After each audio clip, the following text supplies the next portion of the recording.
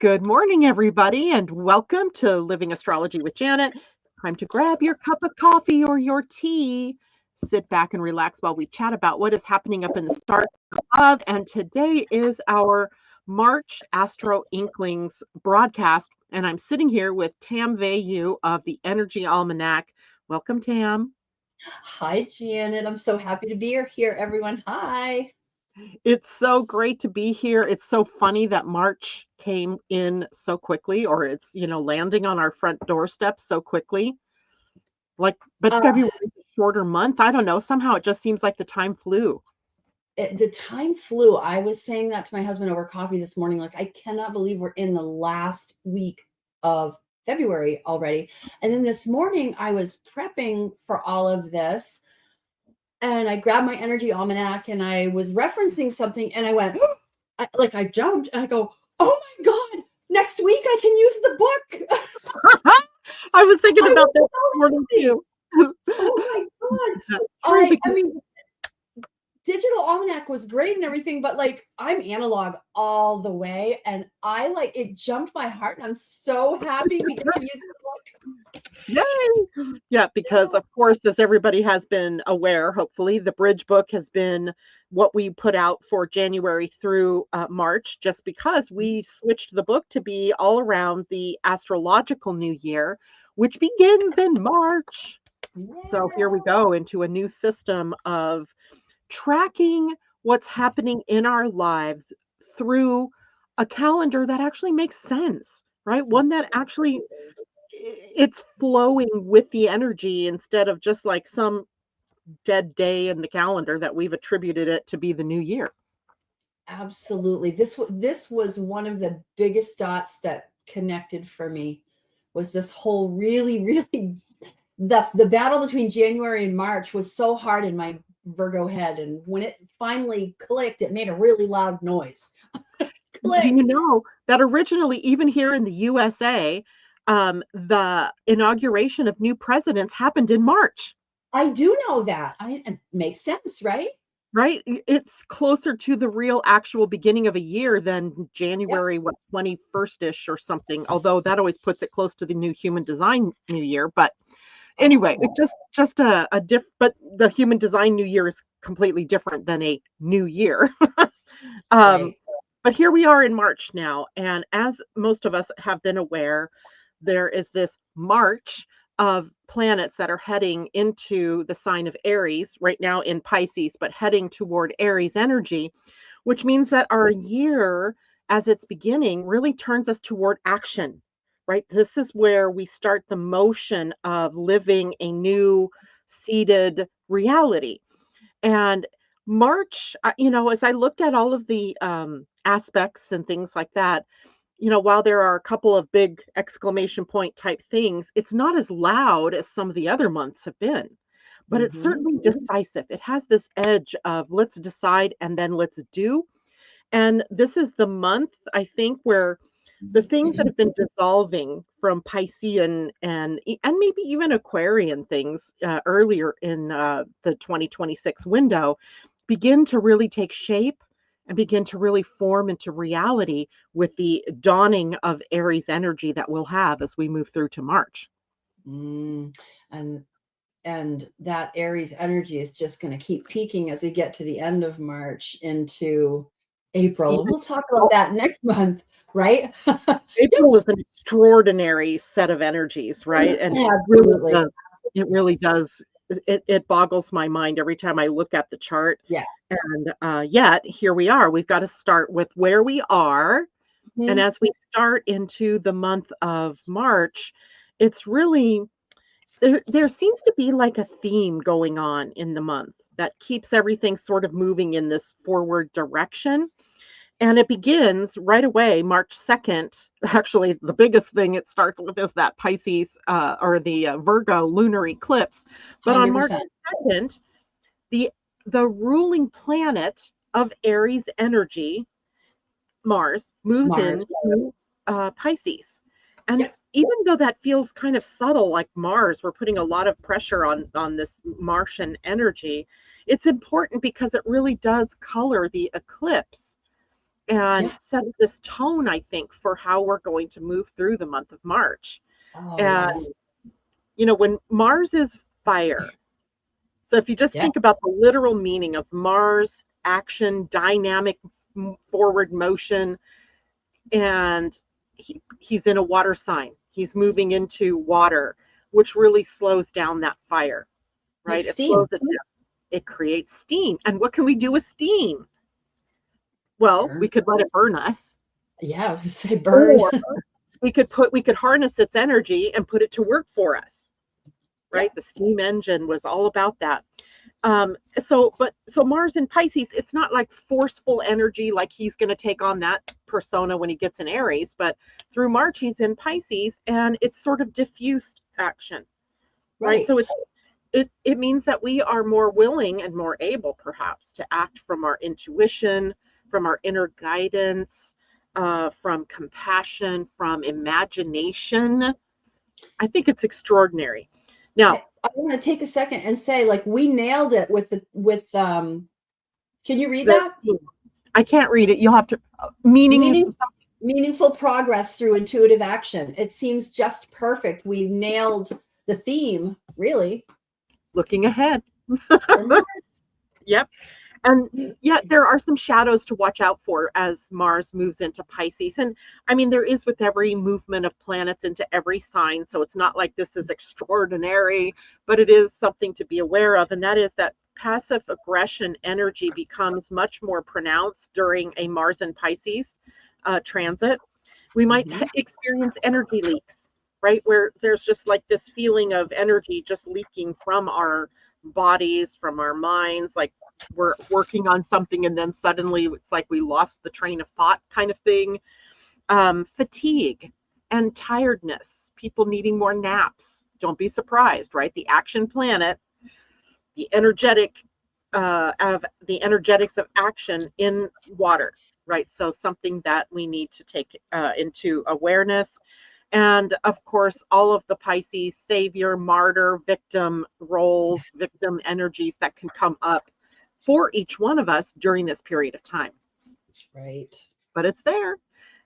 So in the gift, though, we have inspired action. Yes. Right? Becoming really super inspired and, maybe taking action on our imaginings and on our dreams, and having the courage to express our creativity, right? To bring out the new, the ideas that are, just in this imaginal realm that if we don't take action on, we'll just stay up there, right? We'll just stay somewhere floating around. Spiritual activism. I like this Oh, for yeah. That makes perfect sense, doesn't it? Of yeah, course. right. And Mars entering Pisces before the eclipse. This is happening the day before the lunar eclipse. And I think it means that we can't bulldoze our way into the new year. We Right? can't Yeah. like force everything out there and go and do and be. We have to be maybe a little more circumspect, or feeling our way into what comes next, rather A than just softer approach, a much softer approach than Mars and Aries. most definitely, most definitely. And that really does set us up if we do this right. And of course, Whoops. Uh-oh. Squirrel. something's buzzing. Oh, it popped right over. So if we do this right, then and we will, right? It's going to be perfect just as it is.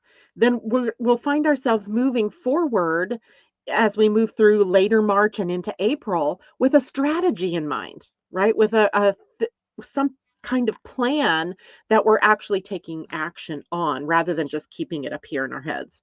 So it's a great lead in to the March 3rd lunar eclipse, where something has to be let go of or comes into completion, right? Completion. Yep. So I'm going to pull up the chart for the lunar eclipse. Can you see that, everybody? We can see it for sure. Very good. Good morning, by the way, everybody who's checked in with us this morning. I saw, let's see, going back, I saw, well, that's you, Tam, isn't it? You're in there. Terry Hickox, good morning. Amy D, good morning to you. And then we had Bill. Good morning, Bill. Nice to see you out there. And Namira, nice to have you. And Jana, good morning. And anybody else that I see out there whose name I cannot pronounce, and also people who are out there who haven't checked in with us, welcome to the March Astro Inklings with Tam Vayu and, of course, me. So let's take a look at the eclipse, shall we? This is like the biggest news of the month of March. Well, maybe not the biggest, second biggest, maybe. And this is what we call a south node eclipse. So if you are all looking at this chart, what you see on the right side, because I know my pointer is useless when I do this now. The right side, that's the picture of the moon and the south node that is sitting very near it. And when we have a south node eclipse, it's all about what we're letting go of, what we are cutting out that we don't need anymore, what's maybe being revealed and landing in our lives in a way that we haven't had before. And the moon, if you notice, is standing alone across from all of the Virgo planets, Isn't or that Pisces interesting? planets, excuse me. I just find that extraordinary. Me too. Yeah, I know. Looking at that chart, that's kind of remarkable. All the energy is with over at the sun over there. Over in the collective waters of Pisces, where Mm-hmm. there's surrender, where there's Yep. where there's intuition and intuitive just knowingness. Sometimes it's knowingness and not necessarily intuition as well. Right. There's mysticism, where there's compassion and universal love and acceptance and tolerance and all those yummy spiritual gifts that we think of. And then we have Virgo on the other side where the moon is. And Virgo is about discernment. Mm-hmm. It is about refining, perfecting. I like refining better because perfecting sounds sort of, Right. hard. I've come to love the word refinement. Yeah, refining and embodied wisdom. So Virgo energy being such a nice balance to Piscean energy because it's grounding. It's grounding all of this, fluff up here into the real world down here. So it seems to me like the moon in this Virgo lens, if you want to call it this lens that we're looking through, is not about fixing yourselves. You're letting go of that old, I'm broken, I'm not able to, all of the negativity in the head, and you're letting it go. You're not broken. Nobody's broken. But also, it is refining what is real for each one of us, right? What is the real, what is the reality of who you want to be? Maybe the reality of the things that you've always taken for granted as far as your fears or your fear, but also your victimology, if we could call it that, your Oh, victimness. victimology. Victimology. Let's let the victimness go. And because this is on the south node, of course, we're releasing any of those Virgo distortions in our energy, which are usually the hypercritical, over analytical, over functioning, saving everyone energy, fixing what isn't ours to fix, right? Getting into somebody else's business, Yep. uh, all of those control issues. There's a lot Mm-hmm. for us to be able to let go of during this particular eclipse. And I find it to be one of the biggest eclipses, I think, of our time that we live in right now. A lot of astrologers are actually saying that. I find it really interesting that a real turning point, or it can be a real turning point. So I it's think it exciting. is. Yeah, I think it is a real turning point. There's 2 big ones this year. One that's right now, I think, and then another one that happens in June when we have the Uranus bending, north bending, we call it, where it comes into a square with the nodal axis. And Oh. I think this one sets the stage for Mm. what it is that we can really affect as change later as we get into, June, July time period. Okay. And which then is the presage to, the August eclipses. So this is an important pattern, is I guess basically what we're trying to say.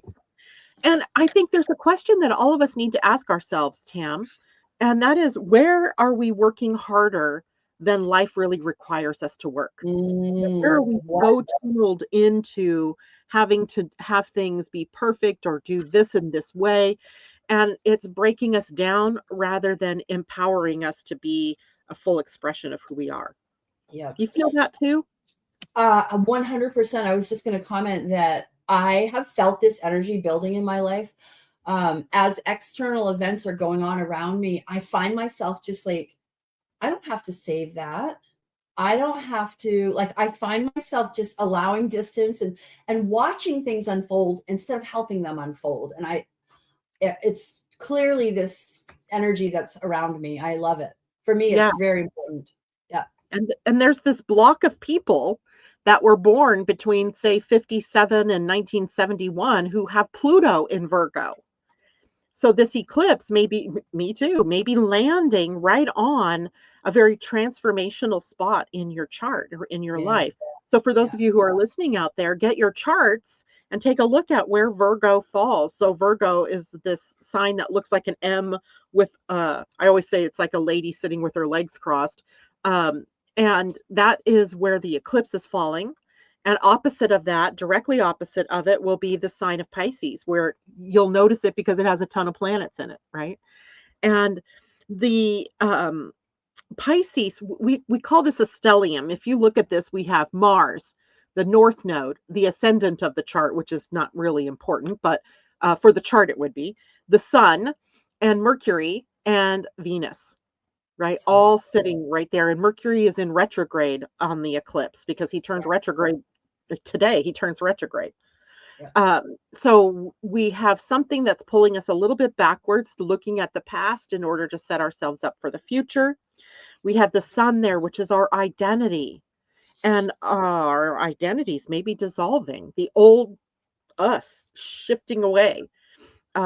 Mars is the energy that's diffused into the collective, like what is kind of moving into us as individuals, but we're a part of this collective. Mercury, of course, softens our thoughts, but also can confuse, and especially when he's Yeah. in retrograde. Venus here.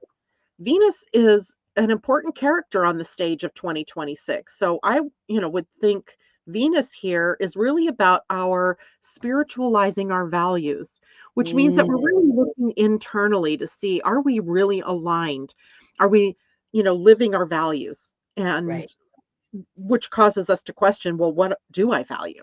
And also, not just what do you value, but what is your value, right? Mm-hmm. Are you valuing yourself enough and all of that? And then with the North Node there, which is our destiny, for those of you not familiar with the nodes, the North Node is pushing us, pulling us forward, while the South Node are the things that we need to leave behind. Well, the moon in Virgo is sitting with the South Node. So what are we leaving behind? Old perfectionism, hypersensitivity, Mm-hmm. critical thinking, no, overcritical Overly thinking, critical. Yeah. overly critical. Self-critical often. Yeah. Yeah. And then the North Node pulling us on to this evolutionary compassion, empathy, a Mm. bigger heart, right? Your heart might be feeling pretty expanded through this particular eclipse. I want to And share. Whoop. Sorry. I didn't mean to cut you off. no, no, go ahead. Go ahead. One more thing, and I made a note about it in the comments. Like, this is a quadruple 3 activation. The third month is March. It happens on the third day. It's at the 12th degree. 1 + 2 is 3. So the sun is at a 3 and the moon is at a 3. So I like to think of a 3 as creativity and communication, right? Yep. So when you think about that, it's like we are creating a new identity under this eclipse, right? The creativity edge that's there under the numerology associated with this moon, I think is going to be impactful. And we speak ourselves into reality too, the communication piece. I just think it's important. Your I am statements, and we know that manifestation is ramping up. So your I am statements under this moon use them powerfully and use them really, really well, please. Maybe this is more like there's another reason behind this. Really, it's not just that it's at the 12th degree, because it's really technically called the 13th degree when you're Yes, so I saw far that. into the degree. But get Yeah. this, when you add up the numbers of 12 degrees, 54 minutes, it comes down to 12, which is a 3. So the Ta-da. magic of the 3 is in there no matter what, Yeah. how you Oh, use that's cool. it. Wow. Yeah. Thank you for sharing that. Yeah. Yeah. I was just looking at that in my head going, okay, 3, 5, 8, 4 is 12. Oh my God, that's a 3. 3 energy. Yeah. So it's 3 energy no matter how you cook it. But also interesting in human design to look at where the moon is, because it's in the final gate of the human design template, the final gene key, if you're a gene keys follower. And that particular energy is called divine transference. And it's all about how I find it fascinating, first of all, that that gate sits in Virgo, but it makes sense in a way because we're transferring the divine into the physical. So Mm, there's this, it could be divine ideas, it could be divine presence being channeled in for embodiment mm, and balancing the human in the spiritual form, or the nice. spirit in the human form. It's really kind of exciting. So this is not a logic versus emotion kind of moon or kind of eclipse. It's really about refining ourselves and, you know, not just letting go or surrendering who you are. That's really not quite it. It's really, I don't know. I, I, I put the word in one of these things, surgical. It's more precise than that. You're looking at yourself and you're cutting out the things that just don't fit, that are done, right? It's so different. Refining.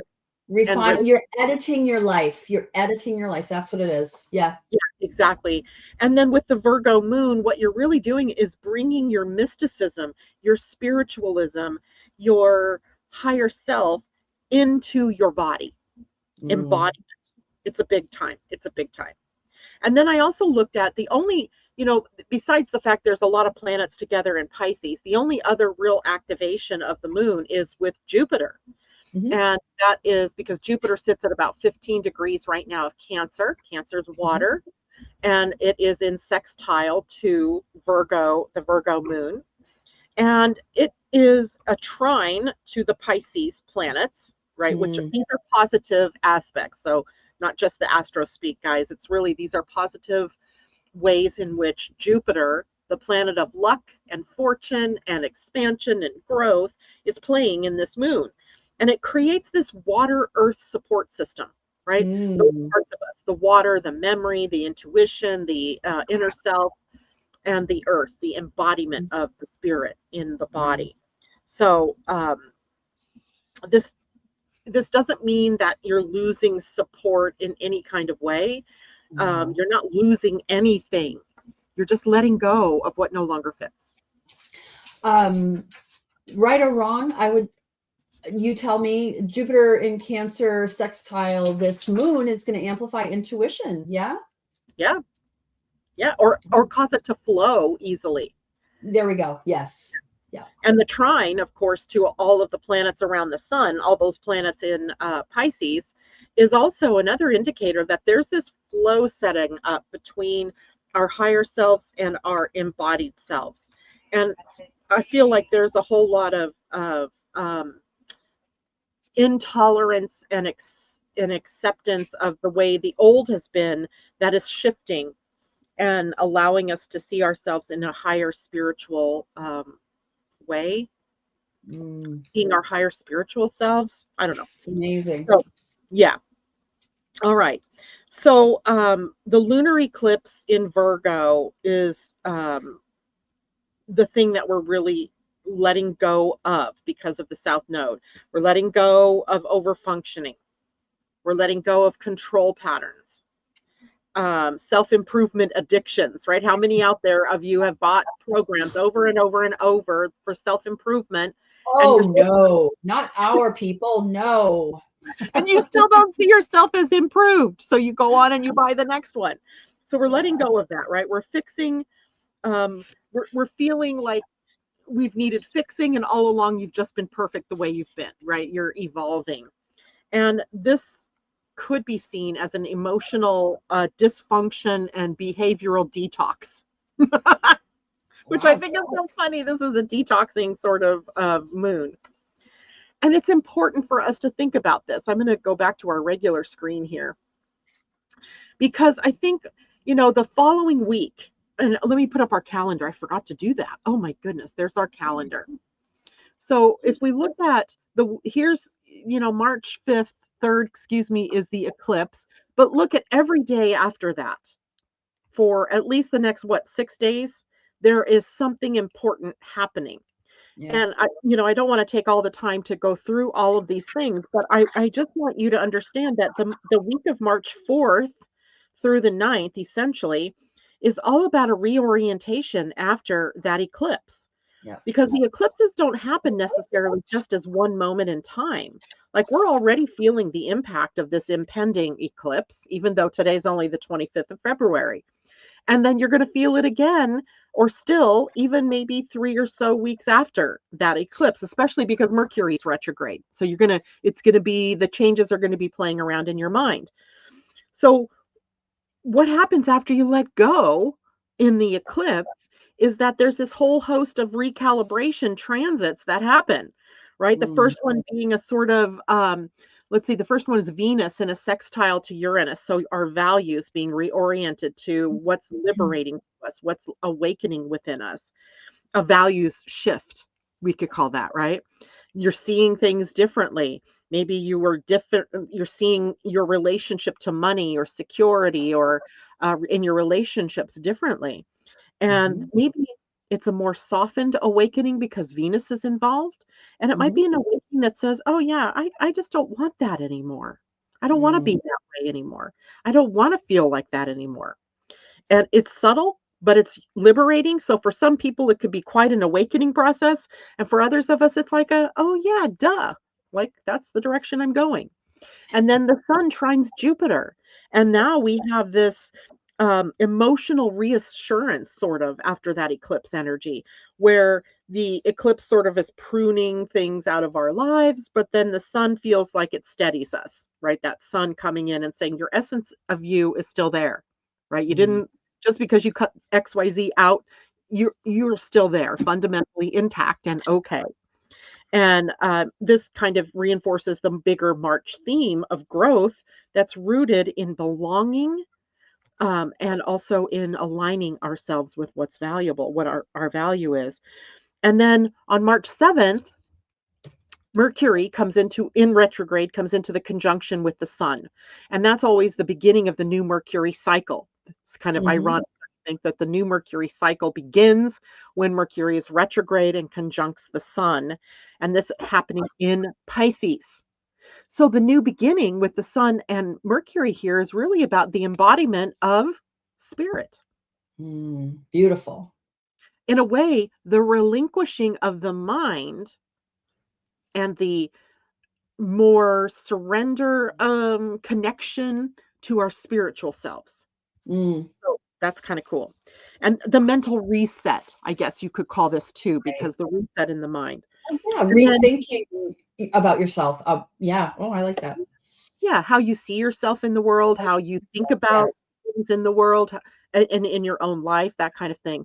It's insight that's born from reflection, maybe, right? Going inward and seeing things differently. And collectively, that Mercury coming into connection with the sun can be about reframing conversations. How we relive those things in our mind. I shoulda, woulda, coulda kind of conversations. Maybe hidden information surfacing, like what's been hidden from you coming up to the surface. Maybe a shift in tone in the media or the public discourse, the reframing of things that are being said out there. So it can be a very interesting week following that eclipse. And then the very last day of that week, if you will, Venus comes into a sextile with Pluto.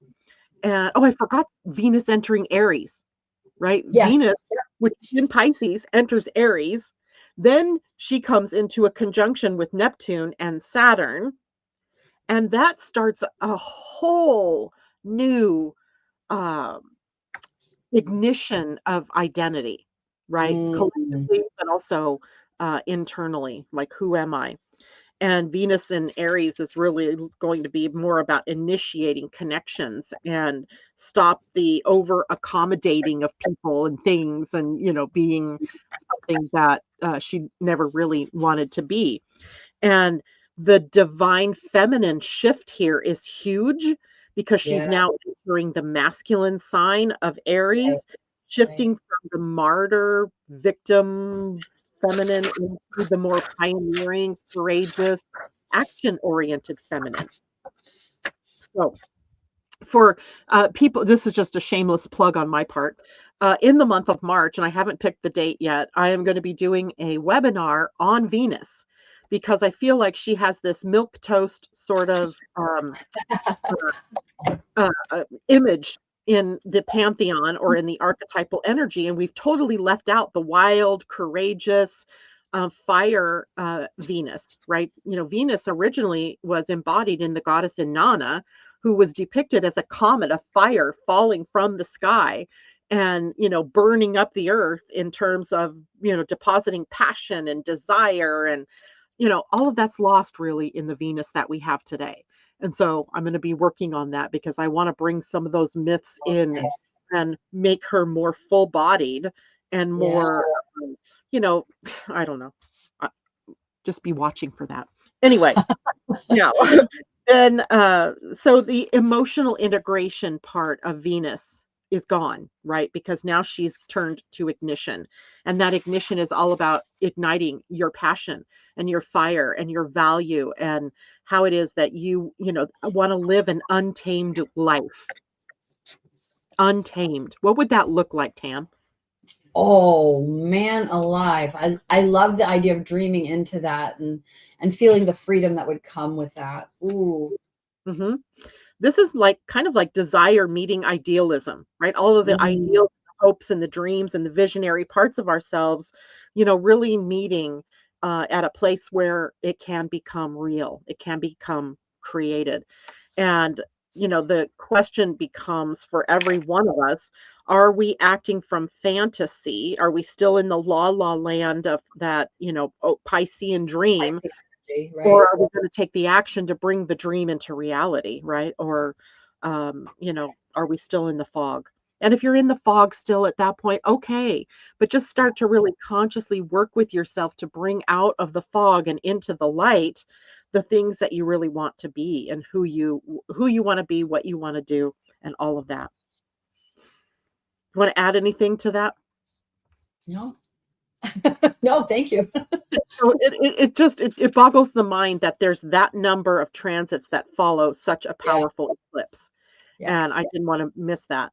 But then we also have Jupiter, the mightiest planet in our solar system, turning to direct motion, which yeah, means he's moving out of retrograde and forward. So all yeah, the growth on the inner planes that have been happening since, was it December, I think, uh, are now gonna be pushed outward, right? So when a planet is retrograde, the, energy of it goes inward, and when it turns back to forward motion, it goes outward.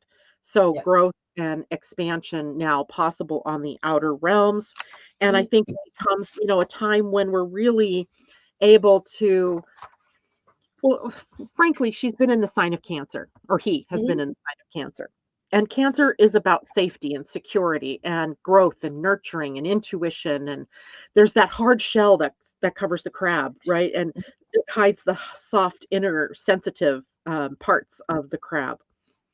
So when we think about Cancer energy, what has hardened or encrusted on the outside that is protective in some way of what's on the inside? So in a way, now that Jupiter moves direct, some of the more sensitive, empathic, compassionate, nurturing energy comes back out, right? Comes Mm, back out into the world. And that means, amplifying things, energies like that in our families, our national identity. This country is a Cancer, that's right. right? So it's moving through a very vital part of this nation's identity. There's the concept of emotional safety with Cancer, right? The crab Mhm. shell hides the sensitive emotional self. Belonging. Where do we belong? Who do we belong with? Who belongs here? Who doesn't belong here? All of that kind of energy. And land and homeland kind of energies have been up, with Jupiter in Cancer. So maybe we see shifts in our connection to those things with Jupiter moving direct, maybe renewed conversations around what it is that we define protection as or inclusion as, and how do we want our homeland to be. So it's a Mm. bigger themed energy, but you're also living this out in your own personal life wherever Jupiter is in your chart, i.e., wherever Cancer is in your chart, right? So, where does growth now require some emotional honesty on our parts, Ooh, great question. right? Emotional honesty meaning, what really does feel like home? Like, what does it mean to feel home, at home, to belong? What no longer does feel like you belong? And if we tie this all back to the eclipse, of course, we released the overfunctioning, the hypercritical and overly analytical energies with the eclipse. Now we're going to build something that actually nourishes us, or at least Right. that's the hope. That is the potential for what happens with Jupiter direct. Mm. All right. What up? What's next? What up? She said, hold on. What up? Your chart says the 15th. Oh, actually, yeah, the 15th is our next thing. Mercury conjunct Mars. Mercury retrograde conjunct Mars. Yeah, retrograde. That's true. Yeah, Right. in the sign of Pisces, and Yeah. it is on the 15th, the beware the Ides of March. Oh, right. Ides Right, of the whole March. yeah, and, I looked at, Mercury, conjunct Mars, and I feel like it gives us access to new ways of thinking, Mm. maybe, new words that wanna come out that are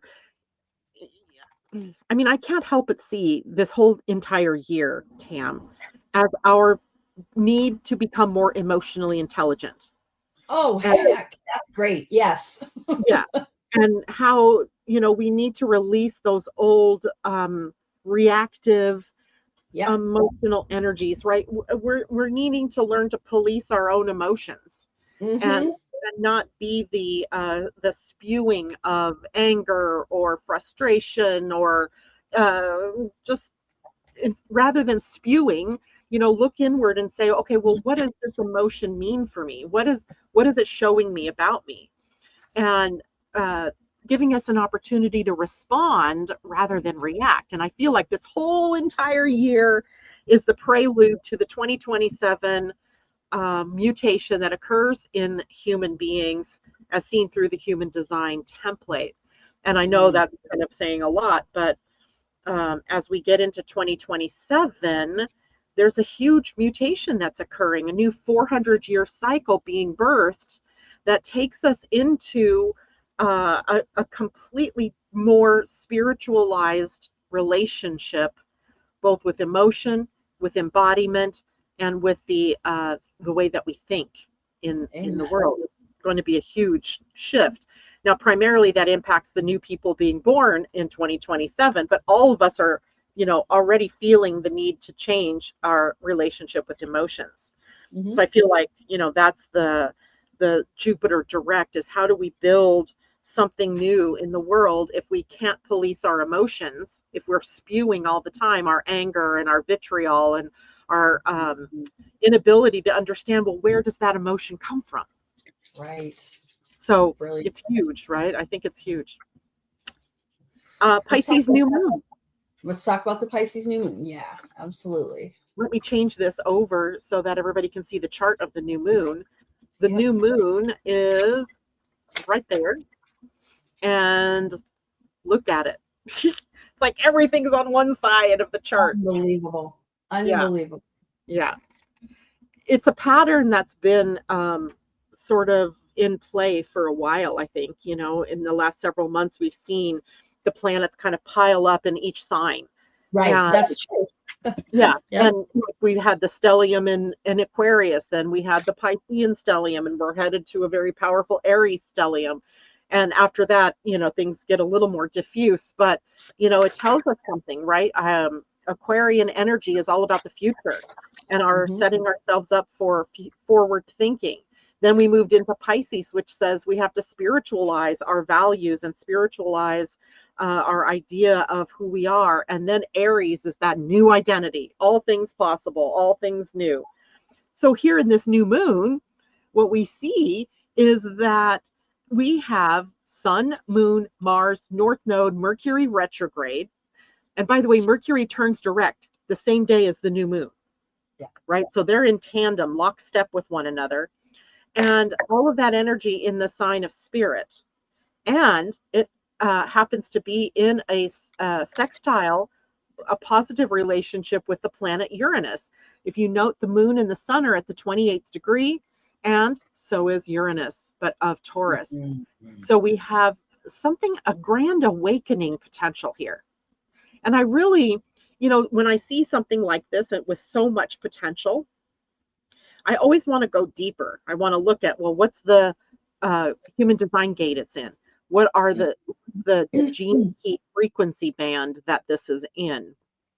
And it's huge, right? This is falling. I mean, I had to go, I even went to my special book, the Book of Lines, which is a book about human design, I Ching, and in some ways it's the basis for the gene keys as well, because I wanted to make sure I was not incorrect as far as where this is happening in the gate of the love of Spirit. It is in a gate that its highest expression is universal love. Its gift is acceptance. And in its lowest expression is what happens when we close down our heart, and that is constriction. So this new moon gives us this yummy, potentially spiritual evolution that has us seeing things, everything around us through the higher heart. And you know what the higher heart is, right? It's the heart that is above the heart. That is where the truth of soul really lives. The truth of our identities really lives in that higher heart. And I just couldn't believe that all of that was happening. But here's the funny thing.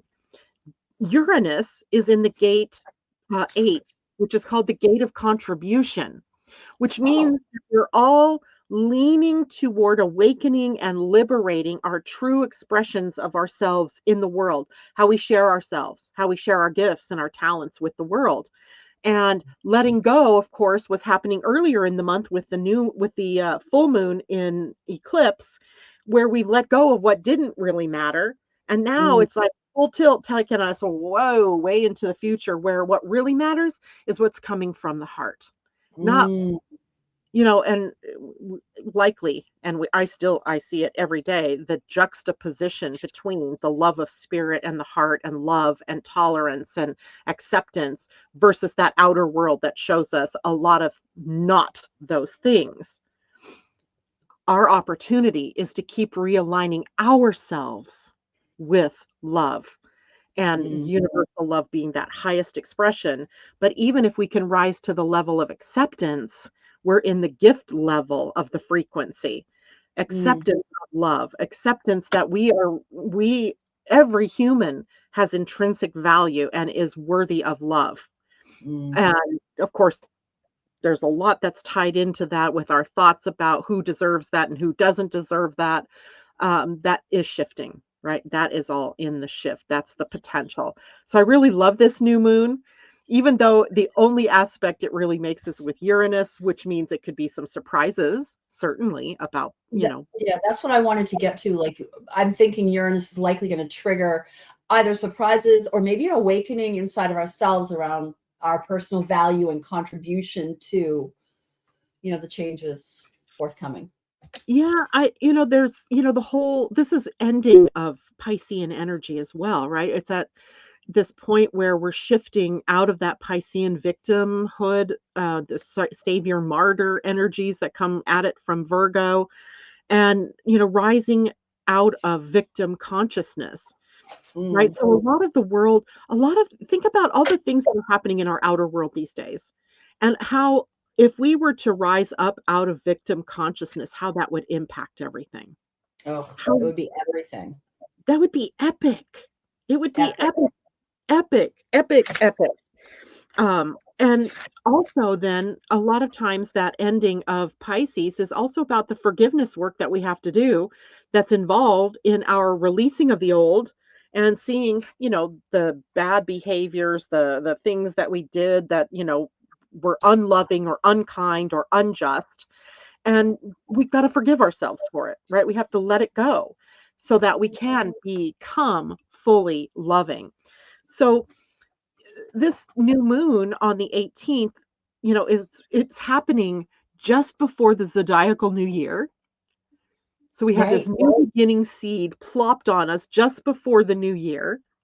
And it's, not asking us necessarily what it is that we want to achieve. It's really asking us, what are we willing to surrender and let go of to forgive ourselves for in order to come out innocent and new and prepared to be inspirited.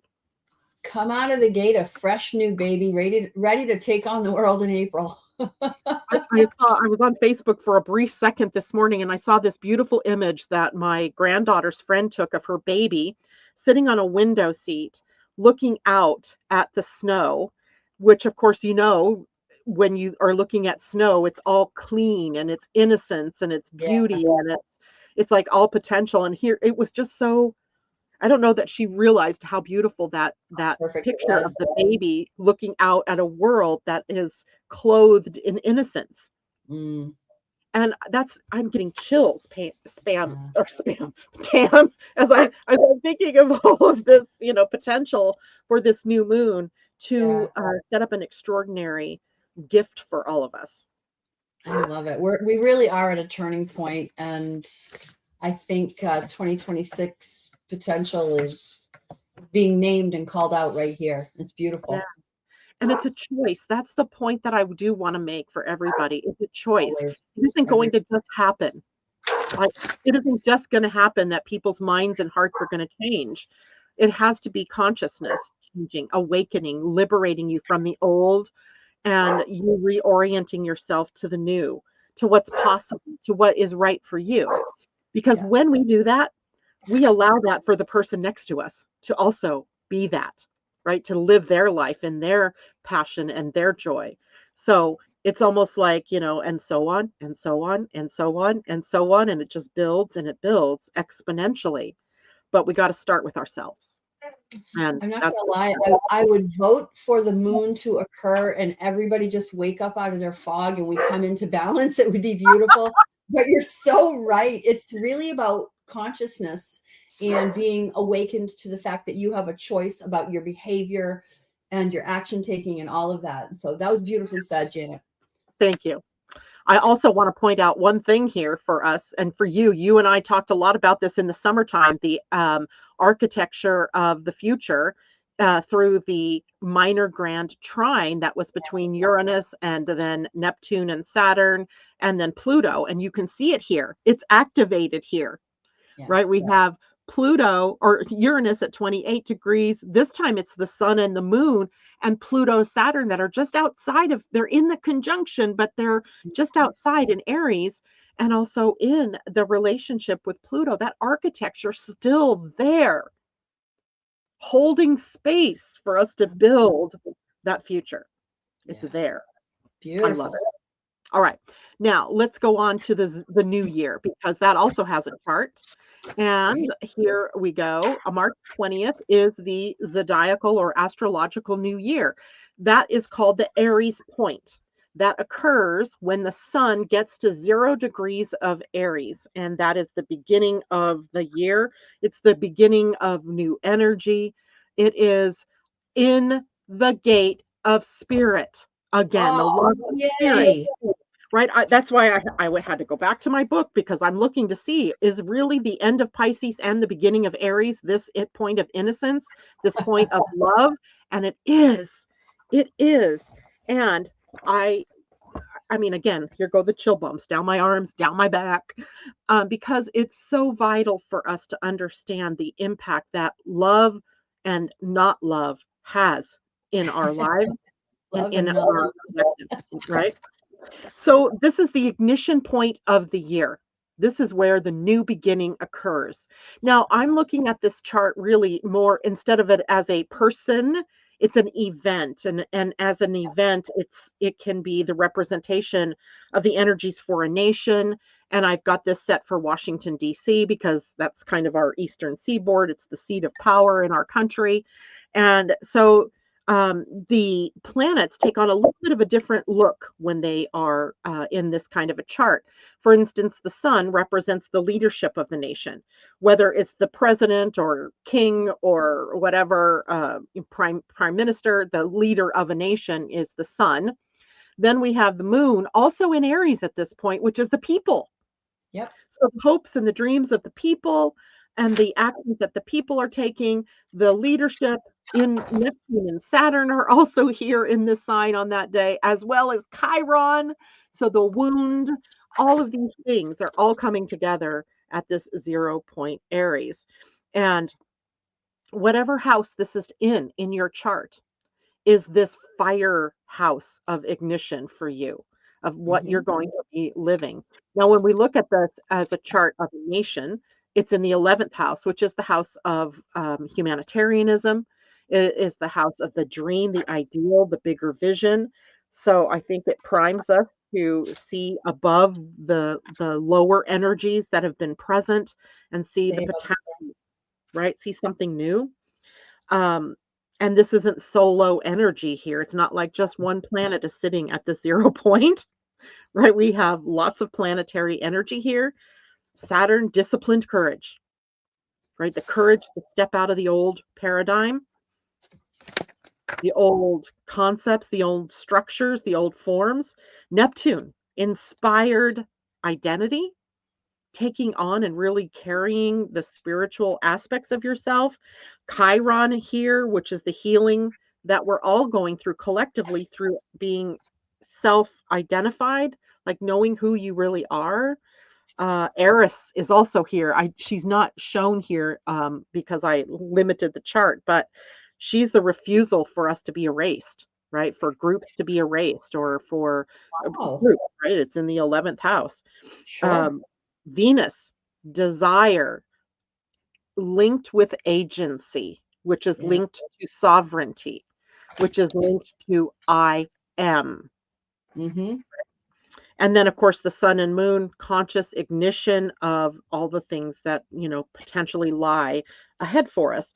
And this doesn't have to be the reckless form of Aries energy. It can be, but it won't be, hopefully. This is initiated conscience. Now, because I cannot control the things that go on in that outer world, you cannot either. There could be some upsetting things at the 0 point ignition. I mean, I've heard it over and over from astrologers about mid-March and how, all hell can break loose. I believe that's totally possible, but that is not what I'm going to focus on. Right? My focus is going to be on love, building a future that I want to be a part of, and not one that has been deemed okay for us to live in, right? I want to be something better than that. I have this cool vision of all of us here in the Astro tribe, kind of at this big gate, and where our noses are up against the gate like horses on a run. And this date happens, and it says Gate of Love, and we're all like, here we are, right? Like, we can hold space. We start the race with love. The more of us that hold space for this, love of spirit, we are a tapestry, and we are one thread of many, but the more threads there are, the better. So consciousness is everything. Yeah. And we've all probably heard of the 100th monkey syndrome. 100th monkey. It could be any one of us that is that 100th monkey. So hold space for an amazing outcome. For an amazing outcome. And another point about this year is that the ascendant for a chart like this becomes the pointer as to how long this chart will be activated. And the ascendant is in Gemini, which is a mutable sign, which means that this chart is only activated for 6 months. So while this is an Aries point reset, we have another one that will happen when we get to 0 Libra, which will be in September. Okay. So that reset, so we'll be having a conversation likely in our September Astro Inklings about, well, okay, what's happened so far? And now looking at that chart as another new beginning, where do we go from here? And that'll be with the autumn equinox, right? Right. So it'll be interesting. Oh, Also, so does that mean the next ascendant is going to be Sag? I don't know because I don't know what time that equinox happens, but Gotcha. we'll set the chart for 0 degrees Libra, and that whatever's rising then, it might even be like a Scorpio. That would be what I thought. And I Okay. find that interesting because in this country, at least, that's previous to the midterm elections. There's a lot of turning Oh, points that happen in the fall with Pluto in that's a his good point. his out of bounds state. Yeah. It is the architecture of the future also being more prominently displayed at that point in time. So it makes sense that this can't be the chart for the whole entire year. This is the setup, and it'll be. I Oh, haven't looked ahead at 0 Libra yet. I should have, but no, I should. Right, we got to live. There's a lot to live right here between, we have a lot March to and live. yeah, there's a lot to live. And really, there's this call that is being, brought to all of us to elevate our world, to elevate our lives, to be better stewards of the earth, to be better stewards of our relationships, to be better stewards of, how we make decisions and how we lead and what the expectations that we have of our leaders. And this year literally cannot be shaped by force. So wherever we see force out there, that is anti-love, if you will, because it's Right. going to be shaped by the stories that we choose to amplify. Are we going to Right. amplify the stories of intolerance, of unloving acts, of crazy frustrated anger, or are we going to apply love and forgiveness and all of those kinds of things, because literally that's what's up to us, how Yeah, we apply our personal energies to all of this. absolutely. It's Beautiful. extraordinary. It's really an It's extraordinary time. it is. Yeah, it is. It's so exciting to be alive right now. Janet, we've only got about 5 minutes or less. Yes, we do. Let's jump to March 30th because I feel like this is the exclamation point. It's not even an exclamation point. It's more like the period at the end of the month when Venus moves out of Aries and into Taurus. The Taurus. And, she's moving from that highly ignited initiation energy of Aries into the embodiment energy of Taurus. Yeah. I mean, fit that on. And she rules Taurus. This is her Right. sign. She rules for us. That was my thought too. Like, oh, she's happy now. She's content. I love that. I love that she, went through Aries and brought all that passion and excitement into initiating, but like, let's settle in now. Boink, put on Yeah. those denim overalls and that straw hat. And let's, honestly, and settle in for a minute. Yeah.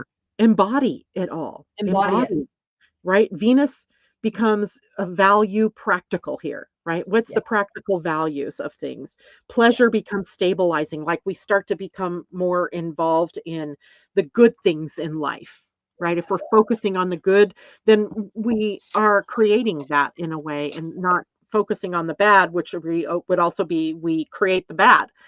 Right. Um, and at the end of such a catalytic month, right, with the eclipse, with the new year, with the new moon, with all of the different things that we've talked about, Venus in Taurus reminds us that stability is valuable, right? That sustainability is beautiful, and Yeah. that, March in the main is not really asking us to be urgent and to fight and keep moving. It's asking us to align with our highest selves, with our highest values, um, releasing emphasis, over work, over analysis, uh, softening into an emotional truth, igniting from consciousness, Mm. and not just from fear, or the negative qualities that fear has brought to the planet. We're building what can endure, right? I mean, you can see that if we're building on love, it's sustainable and it can endure, where if we're Mhm. built on fear, it has its drop off points, right? It has its negative side. So hopefully March can become a month where we are empowered but without the theatrics and the dramas and the traumas. Although if that happens, it happens, right? It's out there. Yeah. And that we can begin to shift to new leadership qualities that are not domination, but are uh, synchronous, that are, oh, I'm trying to think of the word, that synarchy is the Oh, yes, word that that's right. in the That's right. Gene Keys, where we are all, ruling together, that we're all on it, involved in the leading of the world. And I'll throw in some Aries language, like, you take responsibility for your piece of this. I'm going to keep bringing it back and turning the mirror, looking in the mirror. Take Exactly. responsibility for your portion of creating the changes that this new earth requires of us. Yeah. I really think we nailed it in that theme. Meaningful progress in March through intuitive action. And we could have even said through heart-centered action, right? Would have Yes. been equally powerful in that. I need to take a minute, Janet, to remind everybody it's safe to open your energy almanac next week. I'm thrilled. This book is so beautiful, Janet. It Oh my is. God, It is. we created a beautiful thing. We get your 2026, 2027 book out and open it up next week and start working with it. We have all your do, your do not, your illustration. The illustrations in this book go through the whole growth cycle. I don't know if you actually remember that, Janet, Yeah. but From it seed to tree. it starts with planting seeds in March. And that's what we're all doing. We're planting seeds for this new earth that we're building. And I couldn't be happier to be on this journey with Janet and everybody else. I do have one offer that I'm starting in March. May I? Yes, please. Have you ever been told just do the work? Just do the work to fix yourself and, do the work to get over that belief system. Do the work, do the work, do the work. I Yep. heard Janet say during this call, you're not broken. And I firmly believe nobody is broken. I believe that 100%. And a lot of people do not know how to do the work. I have done so many short astrology readings and coaching calls where people who really, really feel stuck. So I created a group coaching program. I'm very, very excited about it. It starts on the eclipse with great intention. I'm actually going to type it into the chat box. It's Okay. called the Work Workshop, and it's basically 3 months with me. Let me type it in while I talk. Change.com / products / the workshop. This is 3 months with me of doing transformational coaching. I'm going to help people who have been really stuck, not sure how to get past the old beliefs. Products. That doesn't work. Yep. Products. You want me to retype that? Change that O to you. Gotcha. So I'm going to teach people how to identify, who do I want to be? I literally take that Aries, like, who am I? My identity. How do I want to feel every day? We're going to align with a vision for yourself. And then we're going to break through the belief systems that are keeping you stuck. I have a really good protocol for identifying old stories, identifying old belief systems. And then I teach emotional freedom technique tapping to soften the pain points. And then I teach in the 3rd month how to create a culture of change. So it's about environmental things that you can do, as well as languaging that you can use. And it's just a 3-month process in a group setting. We're going to use a Facebook group. And I threw in a bonus training because I'm just so in love with neurographic art. Neurographic art changes your neurology. It changes the actual grooves in your brain and releases pain in a really fast, really, really fun way. So the workshop begins on the eclipse, and I would love to have anybody who wants to participate join me. And that's March 3rd. March 3rd. So it starts next week, and I'm offering payment plans. And if you don't want to be part of the online group, I'm also offering just the replays. You can order just the videos and we'll send you them every time I create a video. It'll go out to you. Very So good. So you're seeing the on screen, you see the link, but remember it's products. Don't do the docs. It's products is with a use. UCTS. All right, that Yeah. sounds fantastic, and what a great time to start it as we're releasing on that day. And it is, Let's kind of a new beginning in the in the releasing. I did So the timing specifically around the eclipses and the start of a new year. That's exactly why I did it. I would love to mention that our next Astro Inklings call is March 26th. wouldn't it be the 25th? No, Wednesday the 25th is exactly what I was going to say. Yeah, you're right. The 25th. Okay. Wednesday. Like, did I get that Yeah. wrong? Yeah, it'll be March 25th, and we'll take a look ahead at April, which promises to be a huge month in at A least huge Aries one. energy, right? Very, Yeah. very powerful. All right, guys, thank you so much for being with me this morning, Tam, and thank all of you for joining us. And have a great rest of your week. I will see you on Friday morning. Take care, everybody. Bye for Bye, now. everyone. Happy March.